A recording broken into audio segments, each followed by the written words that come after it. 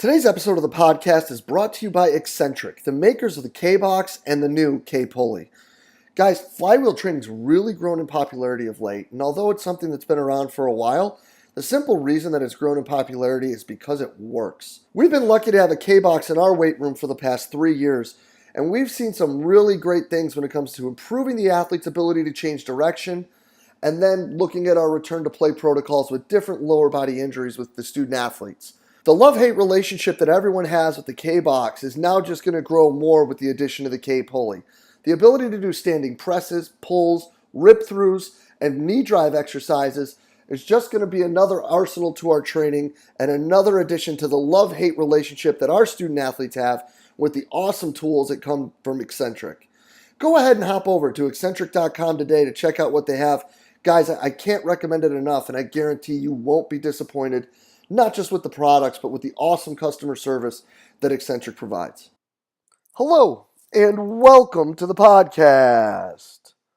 Today, guys, I have the absolute pleasure of sitting down and talking about the preparation of high school athletes with Tony Stewart. After a quick breakdown of Tony's background, we're going to dive right into the strength and conditioning world at the high school level.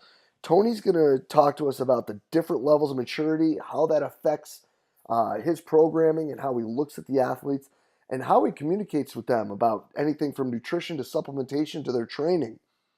We're then going to touch upon the role of specificity and how that not just fits into what Tony's doing in the weight room, but also how it assists him with dealing with sport coaches and building relationships, not just with the athletes, but with the coaches as well. We then get into how he looks at the athletes and programming and progressing them, because he's dealing with 800 kids. Yes, that's right, 800 kids. So he's got a really neat system set up for how he's progressing, not just the athletes, but also kind of like the Gen Pop students that are in the weight training class and how he's looking at different levels to keep them moving forward. And then we finish off talking about the roles of depth and range of motion and how he looks for athletes for their input and where he sees this program going in the future. Guys, this is a really awesome talk. I hope you enjoyed as much as I did. Let's get right to it. Tony, thank you so much for spending the time with us today. Glad to be here. I'm excited about it. Appreciate you having me on. I've been listening and watching the things you got last few years, and pretty humbling just to be on this conversation with you. So appreciate it. Thanks, man. I'm glad to hear that, and I'm excited to have you on because I think this is going to be a pretty unique viewpoint of this entire physical preparation world that we haven't quite touched upon. So let's go like real quick spark notes. Let's tell everybody who Tony Stewart is and where you're at and how you got there. Oh, I'll be quick here, but undergrad was went to Iowa State, was a college track and field thrower, discus and hammer, got into training then, really enjoyed it. Was going to teach. That was my goal, was going to be a teacher. Told my strength coach at the time, Roy Kutchlow, said, hey, if I could do anything else but teach, I would love to have this type of job. I didn't even know what a strength coach was. Long story short, I taught for a year, ran into Rourke by chance at a stop sign the day after Christmas at my wife's hometown. Said, hey, if you were serious, come work for me. Gave me an opportunity, GA'd for me at Illinois State. Ended up back into high school because it was a perfect situation. I was coaching. They advertise as a PE strength coach, so all my classes are in the weight room, plus our morning and afternoon stuff we got going on. So it's kind of how I ended up where I'm at, and I've been here for the last 10 years and trying to get better every day, I guess. So that's kind of a short synopsis of my story. So I love it. You ran into a lot of big timers on the way there, but if you were to tell me that Rourke was your Christmas miracle, I probably would have. He'd probably laugh hearing that too, though. Yeah, he knows the story. That guy, I mean, he did a lot for me, and you know, that's a whole nother story. But when I was in grad school, I was married, and my wife and I had our first baby at the time, and it was kind of a tough situation. Imagine being in grad school, having a baby. It was tough, and he helped me out with a lot of things. So I owe him a lot, and he'll never say that, but he is a good man. It's true. Oh, totally is. And it has an expansive tree that a lot of people overestimate, I think. Or underestimate, excuse me. Yeah, and there's a lot of good people that have worked for him that I've learned from, and it's that's kind of a lot of people, and have a coaching tree. You know, it's kind of fun to see where they go, where they end up, and what they're doing. And Rourke's got some good people that have worked for him before. So. No doubt. You fit right in that list, brother, and you're doing some pretty awesome stuff up there at the high school. But I want to get into that because this is a unique area that we need to spend more time talking about. So let's talk about what that's like. Let's talk about programming in a high school with. I mean, it's a different 4-year age range than what we have here in Mm-hmm. college. Absolutely. Just that statement right there is huge. And I look at, so we have 9 through 12 high school kids, and actually I start some of our 8th graders get rolling, and there's a huge difference between that 9th grade and that 10th grade year just in physical maturity. And then really from 10 through 12, there's another jump, another change in, I mean, it's called puberty. I tell our kids all the time, so you want to get stronger? I said, your number one thing is puberty. So once you hit that and you go, so you could do nothing in the weight room. Your skills are going to get better. You're going to get stronger just by that magic, just by that magic time in your life. So, with that, I spent, probably the first 4 or 5 years, here at the high school doing things I thought were a little bit different than what we did in college, but you hear that all the time. You can't train high school kids like you train college kids. You can't train high school like you see professionals. But then when you go in these weight rooms, what do you see? You see the same thing. It may be a little bit different, but the underlying theme of it is what they saw on, I get that a lot of time. We have some real respected strength coaches in Iowa. A lot of people like to do what Chris Doyle does, or they think they do, and they really don't. But first of all, I ask them, why would you want to do that? Because you're not working with the dudes that he's working with. Which is why I kind of it was at your clinic, actually, probably 4 or 5 years ago now, when I really ran across Dr. Guest's stuff and the 1x20, and it's like, what's this about? Long story short there, that's when I kind of realized, this to me was something that fit a lot better with the kids and population we were working with, more than some of the higher intensity programs that we were running in the past. So that's kind of how we ended up to where we're at today. So looking at that and all of the stuff that Doc talks about, how then do you manipulate that and kind of matriculate that through that 4-year plan? Hey, so the one thing, people just read the 1x20 book. They don't quite get everything, right? You know that. The one thing that I think is really important is that our freshmen, our newcomers, we're pretty much the same across the board. We're not doing a ton of the specific stuff. We're working on good movements. We're working on just that you would on any other program. We're doing it a different way. I love the fact that we hit it on a daily basis. If we're working on hinging, just through an RDL or a squat or single leg, whatever it is, we hit that every day. And over time, your technique improves tremendously. But on the other hand of that, kids are still kids, and if you're not monitoring them, all of a sudden things go back to crap. And but it's something you can see every day. So we start with our younger kids. We're really basic. I mean, we do the things that we probably do differently than a lot of other programs. Is we focus a ton on what I would say 3 areas that I think every sport needs, or will hit most sport, as far as you get the specificity. But I think most programs don't spend enough time just training the hips all 4 ways. And I say programs in general, and especially high school. So we do a lot of stuff with our hips. We use active cords for that. We just do body weight stuff. A lot of time on our shoulders, and then a little bit as we get older, our neck too, because I think that's a big, with soccer, football, cheerleading, pretty much any sport. The neck's a really big thing to train these days. So there's kind of 3 different areas we really focus on outside of the main stuff. So our freshman year is pretty basic, and then depending on how long the kids are with me, meaning if they're here year round or I see them once a semester, we will continue to progress through until really our first years. That I've talked to Doc and some people who work with him. We'll spend 12 months, I mean really a full year working through 20s. And talking to Jeff a little bit, we'll change exercises before we change repetition range. And I think that's been good for us. And I know you talk to anybody else that's done the 20s, it's, what happens when they get bored, right? Well, we try to mix that. It's high school, so that does happen. But what I see with kids is the more they start making progress, They're not bored. They don't. I mean, they see the gains that they're making. They're seeing the progress that they're making, and it's just another day for them. And it's easy. So I'm not coaching something new every other week. For me, that's huge. So kind of rambling, but let's. As we get older, we can get a little bit more into this specificity, the SPP stuff. But that's really 10% of what we do. Most everything's pretty general. So. No, man, I love it, and I think that understanding that the idea around all that stuff is to continue to progress, to continue really in that general area to get just good at these specific exercises or these movement patterns or whatever we call them now in 2019 uh, is the it's not like the grounds for specific programs. It's the grounds for everything, and that's where Right. there's success with this.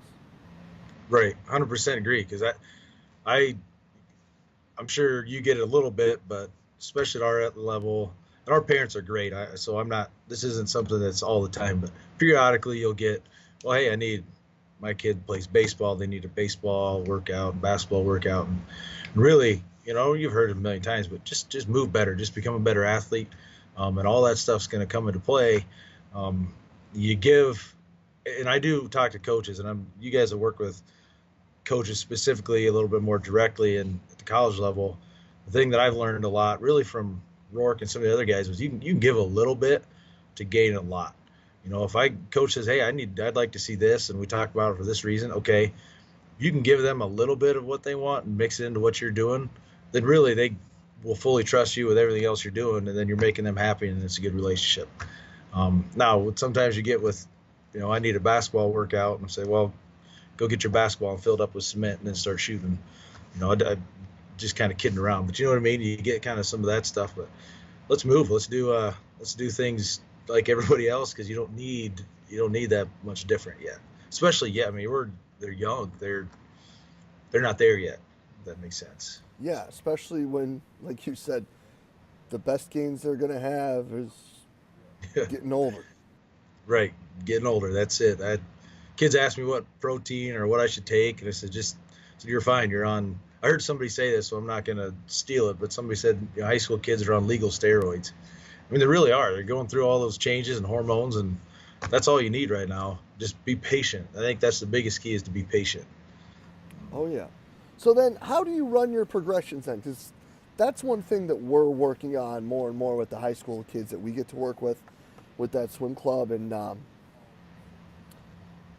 I think that when you're looking at it, is really where, when you have these younger kids, you can help stay in that larger rep range, if we want to call it that, longer, to really build what we're trying to build with these kids.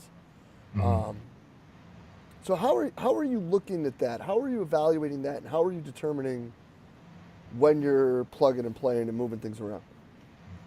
So regardless of sports season, now I'll make some adjustments. If you have a freshman that is playing a varsity sport and they're in their season, we'll make some adjustments on their rep ranges. That doesn't happen too often. But for the most part, our freshmen are in 20s the whole year. And a couple years ago is when I really committed to, okay, so our upperclassmen, we're going to spend a 6-week block in the 20s. And that's when I really realized, hey, my 205-pound linebacker just squatted 365 for 18 reps. Like, that's pretty freaking strong. And it took me to be patient. So I think the biggest thing when I talk to people that are running or trying to do the 20s, nobody wants to stay in the higher rep range for very long, because it's hard. I mean, it's not easy. It's hard, and they just feel like, oh, I got to get out of it. Well, if you progress the way you're supposed to progress, I take it until we can't progress anymore. And sometimes that is 6, 8 weeks. And then once they get to a point where, hey, I'm kind of stuck here for this, 4 or 5 workouts in a row, well, then we'll start to back it down. So typically, I wish I could do that with every kid individually, but we use Team Builder as our software. If you look, I have over 800 kids on Team Builder right now, which is a ton. And they're not all athletes, because we have kids from all over school. So progressing individually can be hard, but as we get older and kids understand it, it's a little bit easier with those kids to do. So we'll typically spend between 6 to 8 weeks in 20s, depending on the sports seasons, and then we'll go to 14s, and then to 8s and mix some other things in. But as they get older, um, we'll have kids that are in three sports, sometimes four. So we may not, our 20s may just be at the end of each season, in between their seasons.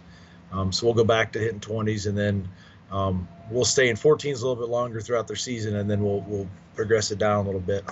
Got a lot of kind of stuff from Ryan up at Whitewater. We kind of talked about how he does things, and um, so we don't necessarily have an exact progression. It's more on how I feel and how the group is feeling, and then sometimes again individuals. So the older kids that get it and have done it long enough, they know when it's time to move down, and then we kind of talk and we go from there. So there's no exact. It's hard to say. It's pretty general. There's no exact. Hey, this is exactly when you should do it. And I think that's what people want. I know I did. Was tell me when to do this and tell me when to move on. Well, I can't tell you that. You got to see that as a coach. No doubt.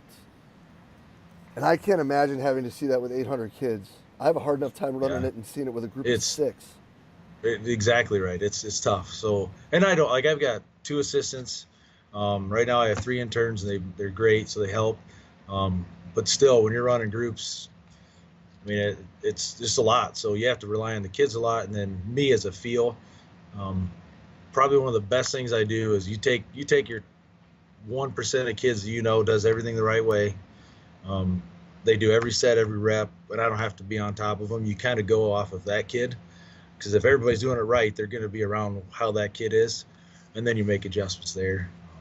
Because of course I did. I worked in college too, and not every kid's what you think they're going to be as far as training. Like, it's just the same way at high school. Some are rock stars, and some would rather be at home eating potato chips. No doubt. And some of the rock stars on the field aren't the rock stars in the weight room. Absolutely. I That's a whole nother conversation, but you're right. Yeah. So then how does this massive number of individuals, like how does that impact then the greater programming structure? Because I just couldn't, like, I'm having a really hard time. You have more kids there than we have athletes in our athletics department. Right. So I'm having a hard time wrapping my head around It's how I so would our program for 800 kids. It's tough. So I'll kind of break it down how we. Okay, so we have all freshmen. And this started back in '99 or 2000, before I was here at all. I was still in high school, but I didn't go here. But the football coach at the time ran the weight room, got it so every freshman, their freshman PE class was in the weight room just to introduce them to training. And then after that, they could choose whether they continue to go, take their PE classes in strength and conditioning, or they could do a general PE class. So every one of our freshmen will get introduced to our strength program, and that's when we're into 20s. We're teaching basic stuff. Pretty much everybody's the same. So after that, let's say you play basketball, or we got other kids that are in, and that's one semester. So out of 2 semesters, one semester they're in class, the other semester they'll have they call their early bird training. So I'm in the mornings. So that kid that plays a sport, he'll come in the morning, or she, and then they're with me year round. So then we continue through our progressions. So then they come through the summer, and then we come back in the fall. We have 2 separate classes. When you're a sophomore through senior, we have a level 1 and a level 2. So if you're somebody that trains year round, you go into that level 2 class. If you're somebody that likes to be in the weight room, wants to take it for a PE class, but you're not there year round, then they go to level 1. So our level 2s kind of progress through a yearly cycle, through the 4 years. Our level 1s will always start back at what I would say square one, because even if you're a senior, if I haven't seen you for 6 months, we're still going to start at square one, and we're going to progress back up. So that's been a huge help as far as our progression. So I kind of get our kids grouped into a group where they're it's with their ability and their experience level. So that's been good. We made that change probably about 5 years ago, and that was huge. Our administration supported it, and it's been good for us. So, And then from there, is it just kind of like check a box to move on? um, what do you mean by that? So like when they've gone through that second level, now is it like when they stay in or they move Yeah, back or this, that, or the other? yeah. So let's say you're a sophomore, like you go through your whole freshman year, because level 1s are really if you progress through your freshman year, you really go into level 2 because you basically go from freshman through level 1, kind of that whole first year. And then your second year, so we'll have sophomores through seniors in the same class, and then we will progress them based on what I see from sophomores through senior year. So like when we get into our varsity sport, we'll start doing, we'll change different range of motions, so just from a squat, like we'll do full range, we'll squat to parallel, we'll also do partial range stuff where we're doing half squat, quarter squat, depending on their age level and where I feel like, and that's a whole nother thing too. But I've seen more, that whole, you're on Twitter, you see stuff on Twitter, and I mean, it's crazy what people just are married to. When I see things work with kids that aren't necessarily what you would think are standard, like not every one of my kids squats their ass to parallel because I don't think they need to, just they don't move that well. I mean, we'll do different ranges of motion based on what, so as we get older in those level 2 classes, that's kind of when I get a little bit more freedom in programming, if that makes sense. No, 1,000%. Then how do you then identify those depths and things of that nature? The first one I like, when we first start, I like to work kids through full range of motion. So our freshman year, we really work on going through full range of motion, but then you just watch kids. And I tell you what, I was talking about this morning, I see more bad bodies. And I don't mean this to be negative, but I can tell the first time I put a bar on a kid's back, mostly I can tell if they're an overhead athlete and if they're right or left-handed based on the asymmetries. It's unbelievable. Oh, it's crazy. And then their hips, the way their hips move, and like, holy crap, like we need to fix this stuff before I worry about how your depth on it. I can care less on that. Let's get this fixed, and it's crazy. So how do I see? Basically, you're watching those kids individually. And it seems like, I said, we have 800 kids, but usually we're broken up into smaller groups. So, I won't, it sounds crazy, but if I have 30 kids, that's a lot easier than 100 kids, right? So I'll have 30 kids in a class, but that's still a lot. It's still a lot. So it's hard to, there's things you miss. I mean, there's things you miss, and I have to try to listen to kids. And then, my first year here, I'll never forget this. So this was before I was into the 20s and whatnot. We had a softball pitcher who always complained of back problems. And I raised her up. We squatted her to a box, and she was not a true box squat, just for a depth positioning. And she was maybe below a quarter squat. And she was a good pitcher for us. And the end of that year, she thanked me. She goes, she's a senior, so just had her for 1 year. She said, I've never not had back pain when I played softball until now. So I'm like, why would I ever worry about that just to squat, And to me, that was a huge lesson because she was able to play pain-free for the first time in 4 years. So kind of listen to kids, Yeah, it's crazy what happens when you listen and you help them out and you're not trying to put square pegs in round holes that end up putting them on injury reports. Exactly. And then I don't know if you deal with this, but I sometimes deal with kids where you're trying to do what's best for them, but they feel like, well, hey, I want to do this, or I feel like or they feel like they're left out, I guess, if they're not doing what everybody else is doing. That's another thing I deal with. It's like, you got to not worry about anybody else. Let's do what's best for you and progress for you. I don't care if so-and-so is squatting. Some kids, beautiful squatters, right? Squat a house. Okay, but you're not built that way. You're a different kid, and they have to get over that a little bit. So.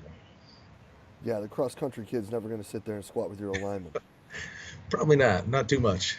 But we have some cross-country kids that work their butt off. I'm sure you guys, do you have cross-country? Yes, we do. Yeah. I mean, I love some of those kids. They work their tail off. It's just different, That's it. It's just different.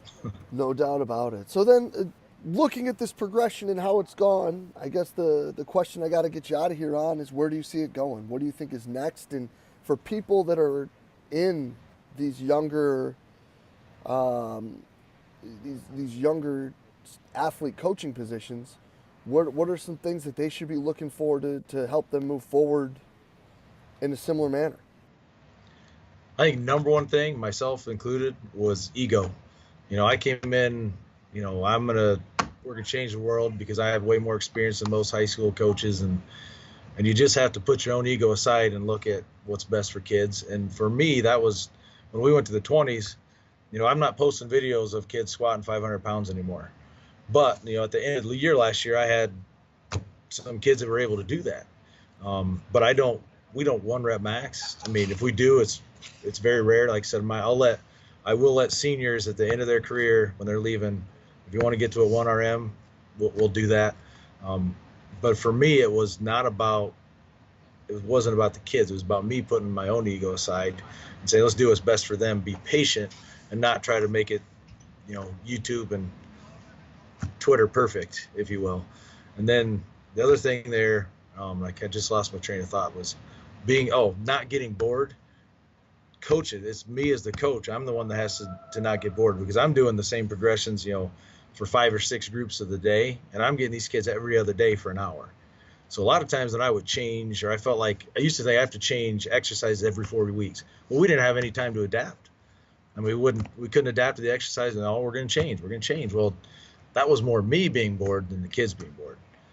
So as a coach, just be patient. I mean, do what's right for kids, not based on what you feel. So.